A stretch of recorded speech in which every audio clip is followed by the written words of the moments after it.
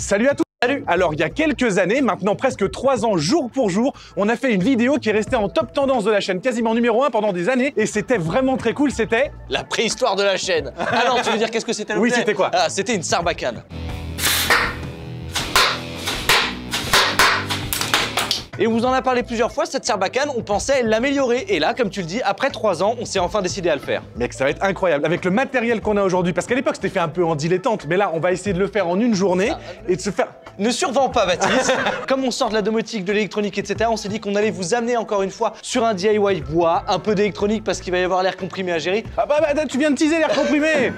Vraiment, faites extrêmement attention. La première sarbacane était dangereuse, mais pas mortelle, donc il n'y a pas de souci. Celle-ci, ça demande des compétences techniques, donc nous, on est en capacité de le reproduire parce qu'on a le matériel. Néanmoins, si jamais vous avez la possibilité de le faire, faites-le de manière responsable. On va s'amuser à aller le plus loin possible, mais ça reste quelque chose de dangereux, donc on vous demande d'être très précautionneux vis-à-vis de ce que vous allez voir dans cette vidéo. Et on vous le rappelle encore une fois, si vous n'êtes pas majeur, essayez toujours de reproduire ces DIY en présence d'adultes responsables. Oui, alors d'ailleurs, tu peux être mineur et plus responsable qu'un adulte soi-disant responsable aussi. Certes, mais légalement, moi je crois qu'il vaut mieux être majeur pour ce genre de choses. Allez, la vidéo.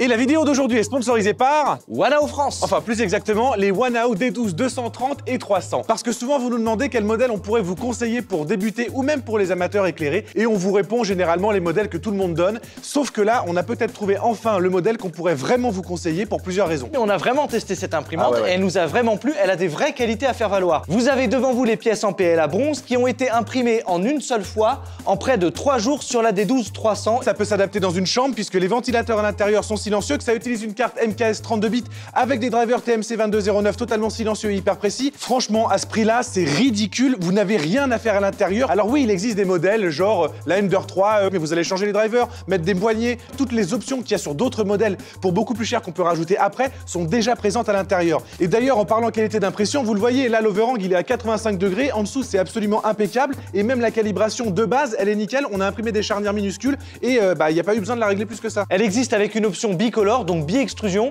Donc vous pouvez imprimer un benchy comme ça, en rouge et en aluminium par exemple. Vous pouvez aussi imprimer des filaments solubles pour vos supports. Bref, les possibilités sont quand même super cool. En plus, pour les bidouilleurs avancés, vous pouvez carrément modifier le firmware parce qu'il est open source et que vous pouvez le changer. C'est vraiment une bonne base pour commencer l'impression 3D. Mais bon, là, comme on vous l'a dit, on a pu imprimer ces pièces dès la sortie de boîte et en plus avec le plateau magnétique et souple, c'est super pratique pour décoller les impressions. Bref, en plus, vous bénéficiez d'un SAV français. Vous avez compris, c'est l'imprimante qu'on vous recommande chaudement. Un SAV français et une expédition en France. T'attends pas 2 semaines pour que ça vienne en bateau. Non, c'est clair. Tous les liens sont dans la description. Si vous voulez commencer l'impression 3D ou si vous voulez réinvestir dans une petite imprimante à bas coût, c'est maintenant qu'il faut le faire. C'est ce modèle-là qu'on vous conseille. Allez checker ça dans la description. Et en plus, vous aurez 5% de cashback sur votre prochaine commande. Ah ouais, donc tu peux acheter l'imprimante et ensuite te payer une réduction sur la bobine de PLA que tu vas ajouter avec. Le principe du cashback. Allez, c'est parti, la suite de la vidéo. La partie en bois. Avec une saignée au milieu, ici on défonce et on insère dedans. On se met un tubiro électrique. Oui, c'est ça. Après on fait comme la dernière fois, on essaie de se faire une petite poignée comme ça, ergonomique. On fait une poignée comme ça, mon gars. Comme d'hab, on dit ouais, on tourne en une journée, ça va tourner en 4 jours et on va faire 4 épisodes. Donc on part sur la sarbacane, on la construit et on voit ce qu'on fait pour l'intégration de l'électronique pour l'air comprimé. C'est parti? C'est parti.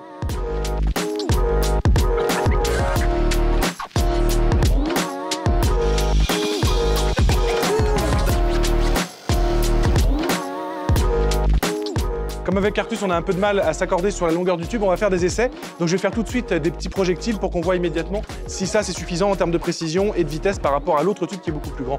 Donc on va faire tout de suite la technique la plus simple, c'est celle avec les post-it et la colle à chaud.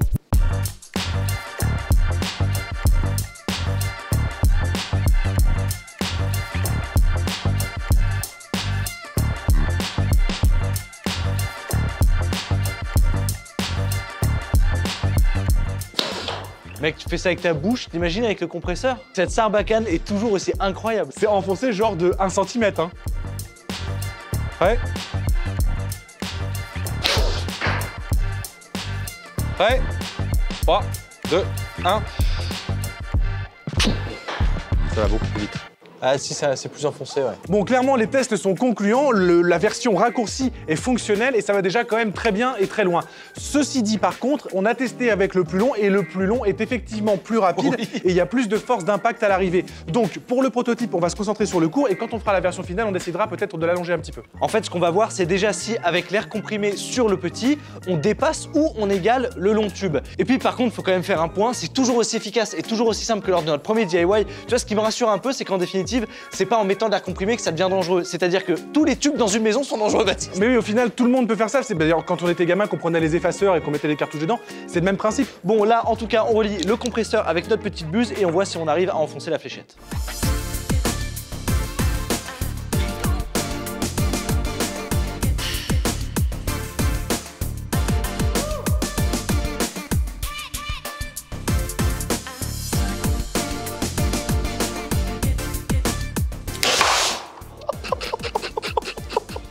On va voir.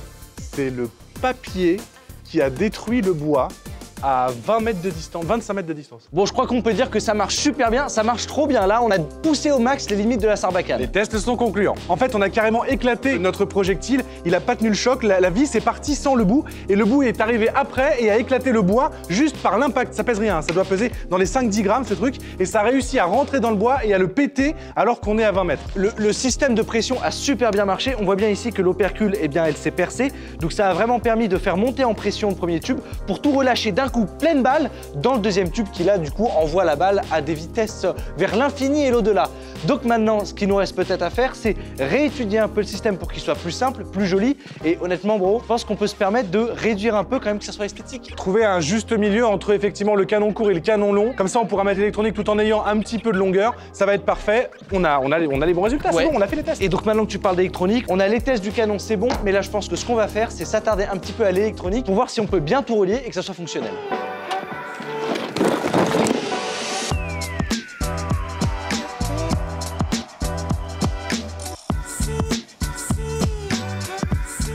Vas-y. 2, 1. C'est comme avec les poumons.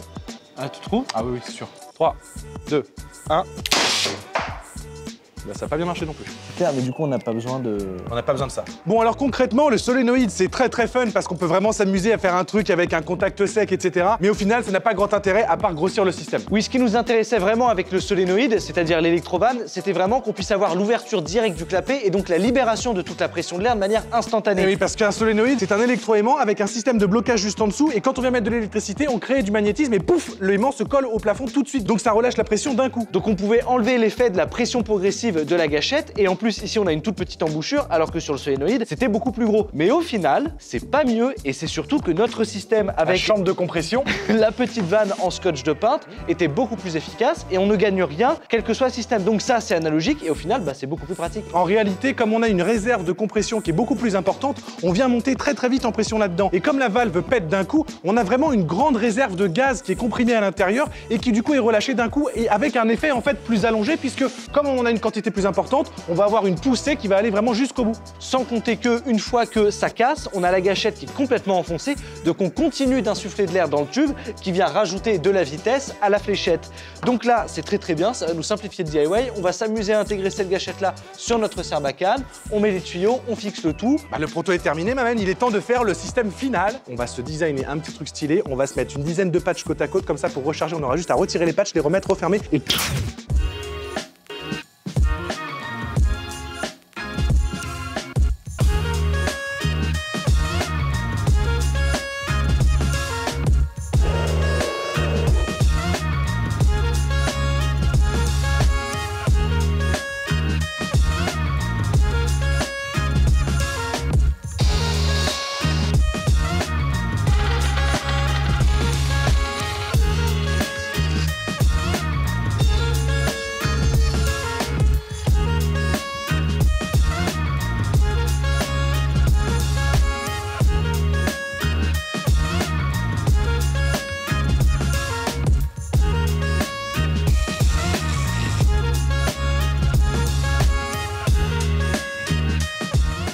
Alors comme vous pouvez le voir, j'ai choisi avec Artus d'utiliser de la colle à chaud. Alors c'est pour 2 raisons simples. C'est à la fois suffisamment solide pour ce dont on a besoin et en plus ça va vite pour le séchage. Mais surtout comme il y a une certaine souplesse, ça permet de bien jointer l'espace au niveau de l'air. Et aussi ça crée un point fragile qui permettrait éventuellement, s'il y a trop de pression, de casser à cet endroit-là plutôt qu'à un autre endroit qui serait peut-être plus sensible parce qu'on pourrait avoir la main dessus ou autre. À ce stade de la vidéo, n'oublions pas surtout qu'on utilise de la pression avec de l'air comprimé et donc normalement les raccords comme ça doit être avec des normes spécifiques, des embouts spécifiques, avec des valeurs de rupture spécifiques, etc. pour dégager les éventuelles surpressions, etc. Là, c'est absolument pas le cas. On est en train de s'amuser avec de l'air pressurisé dans un tube. C'était pas prévu du tout à la base dans cette vidéo. Donc ne reproduisez pas ça chez vous. Je le précise, c'est très important. Ne reproduisez pas ça chez vous.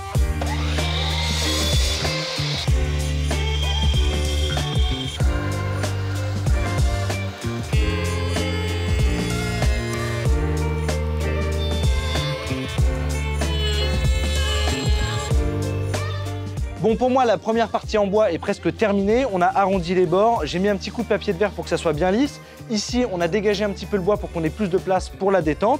Et donc maintenant, on a notre Sarbacane pistolet. En fait, là, c'est plutôt un pistolet à harpon pour chasser les requins, tu vois. Oui. Tchouf, tchouf, tchouf. Ne chassez pas les requins. Ce sont des espèces pacifiques. Bon, de toute façon, là, depuis tout à l'heure, on est sur des post-it. Comme la dernière fois, on va essayer avec des petites impressions 3D. Donc moi, je vais dans le bureau, je dessine quelque chose et on lance l'impression avec Baptiste.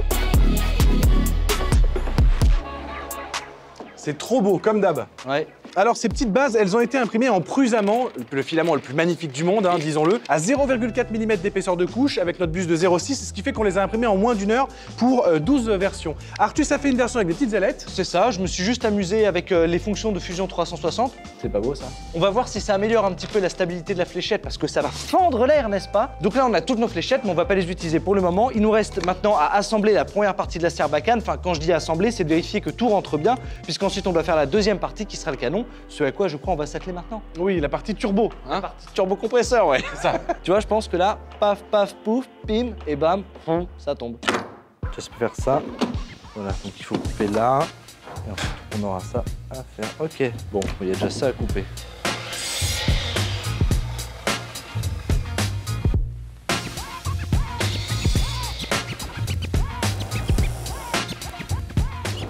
Deux, 3 et 4. Non. Ah, ça aurait pu être joli si j'avais fait ça. Non. C'est pas mal. Hein.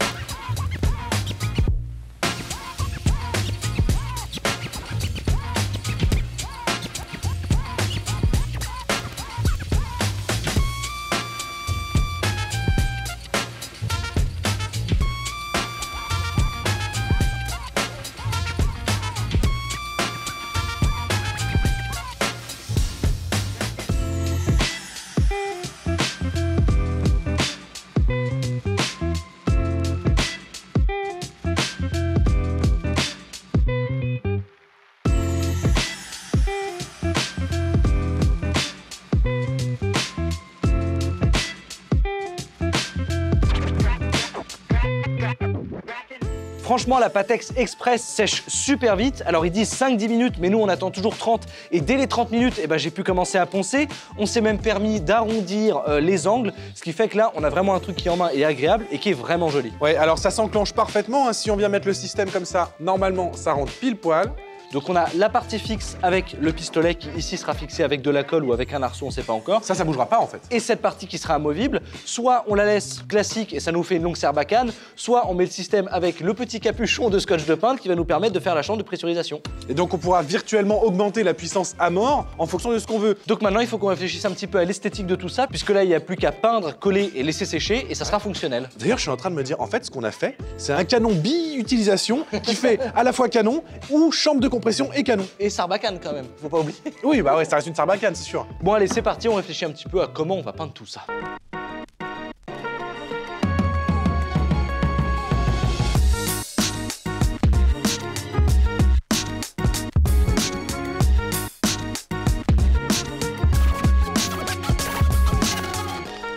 Et tu vois, ça laisse une couche très épaisse de mastic, quoi. Ce qui fait que, en fait, ça sature la fibre et qu'on verra pas trop que c'est du bois au travers. Donc ça permet d'aller très vite. Plutôt que de le vernir, le poncer, l'égrener, le revernir, le poncer, l'égrener. Là, tu as directement un petit mastic liquide qui vient sécher dans les pores et ça fait le travail, en fait.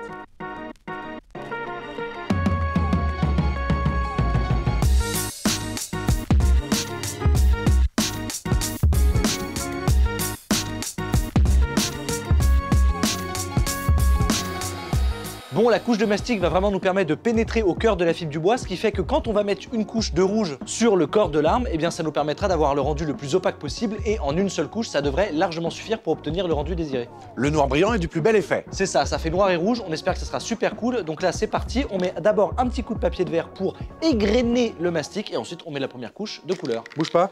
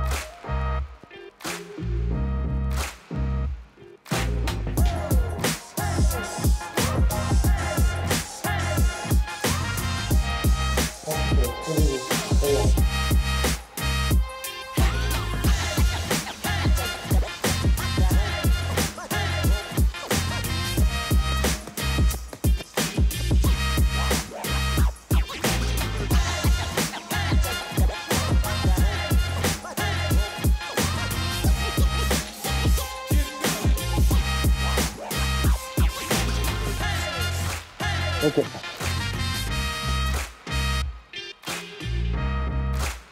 Bon, c'est vraiment trop stylé. La peinture a hyper bien accroché. Ça a un super effet hyper glossy. Moi, j'avais un petit peu la trouille sur le camouflage rouge, mais en vrai, ça marche trop bien en fait. Non, ça donne un style clairement. Après, c'est les goûts et les couleurs. On a fait tout ça en à peine une journée, donc de toute façon, on va pas refaire la peinture, d'accord? Mais moi, je l'aime bien. On pourrait même croire que c'est pas du bois, parce que là, avec la couche d'après, c'est impeccable. Bon, il est temps de l'installer maintenant, de l'éclipser. Je pense qu'avec la peinture, éventuellement, ça va être un petit peu plus difficile, mais normalement, il suffira d'appuyer un petit peu. Ah bah non, c'est bon. Bon, c'est magnifique. Oh, c'est incroyable. Ok, donc c'est parti pour de la colle à chaud, pour tuner un petit peu, voir si on peut pas rajouter quelques pièces comme ça au hasard. Oh et là normalement, bah, ça sera un projet fini. Ça va être fou.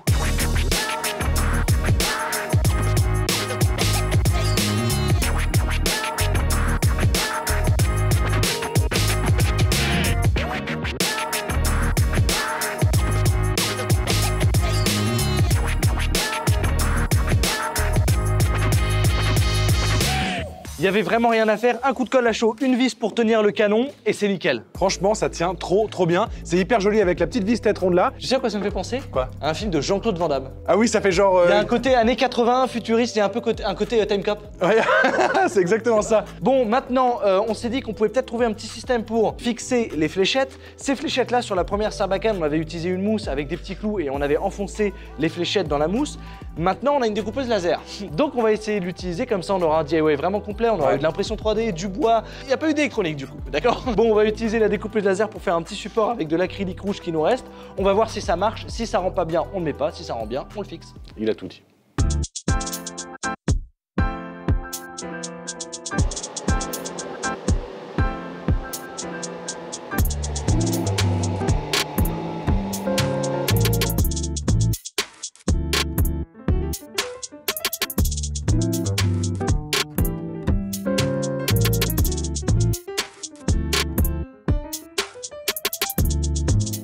Les amis, c'est le moment où on vous demande de vous abonner. Abonnez-vous à cette chaîne si vous avez aimé ce contenu. Lâchez vos pouces en l'air. C'est le meilleur moyen pour soutenir la chaîne. Des petits DIY comme celui-là, eh bien on en a fait plein avant. On va en refaire plein à partir de maintenant. Vous pouvez aussi liker, commenter, partager. Et on se retrouve ce soir à 20 h sur Twitch où on fera peut-être un test en live de cette sarbacane. Pourquoi pas? Peut-être qu'elle va nous péter à la gueule. On n'en sait rien. Et si vous likez et que vous partagez suffisamment cette vidéo, qu'elle marche bien et que vous nous montrez que vraiment ça vous plaît, on a déjà pensé à une V3. Bon allez, on teste tout ça, on met la cible, on fait les tests à 400 km pour voir jusqu'où va la balle. Peut-être pas quand même.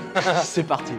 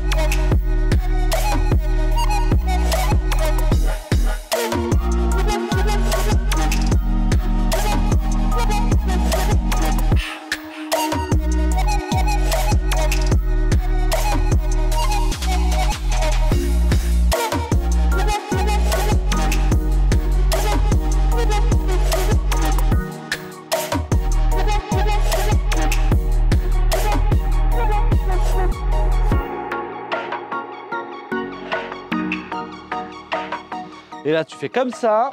On va se faire démonétise. On va chercher le sanglier. C'est passé au travers. Oh, attends, j'ai une idée.